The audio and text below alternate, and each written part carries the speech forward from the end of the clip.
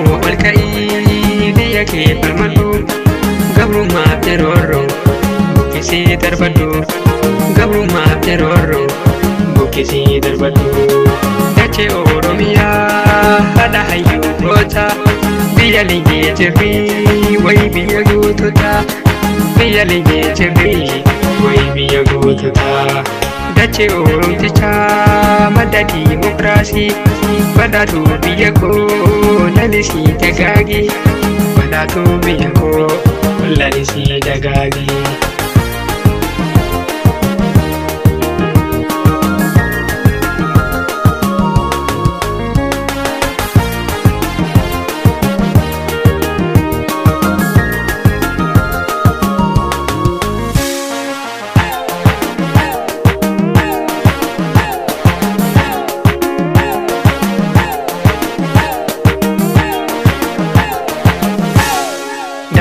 Sararu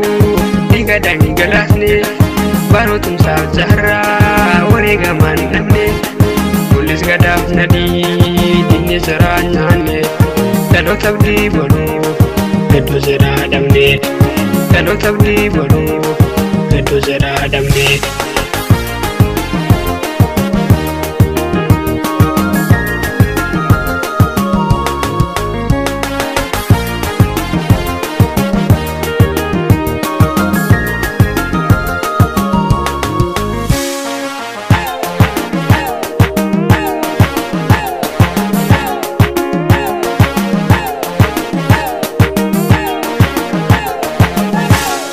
Kerro qarree ka'ii biyya kee qabsaa'ii alamuu qixxeessaa waaqa guutuu ta'ii dhiiga abboota teenyaa ati galmaan ga'ii nuti ilmaan Oromoo sanyiin taatee biroo harmi Oromiyaa lammaffaan samamtu wareegamaan eegnaa dubbee tasbaddu Oromiyaa tiyyaa maqaan bilisummaa dinaaf siin gurguruu lubbusiif wareegna dinaaf siin gurguruu lubbusiif wareegna.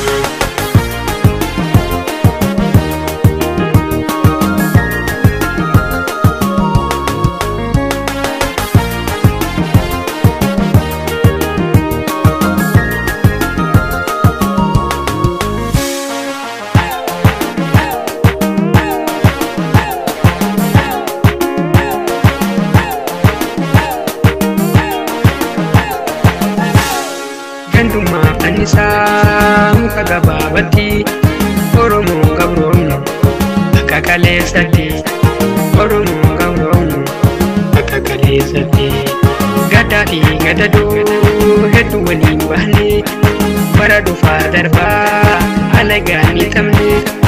bilisummaa dhugaa nabarguu dadhabne saba koo Oromoo tokkummaa jabeesse Jalanko anolee wal yaadachiisi waan naftaan taane dhaloota barsiise.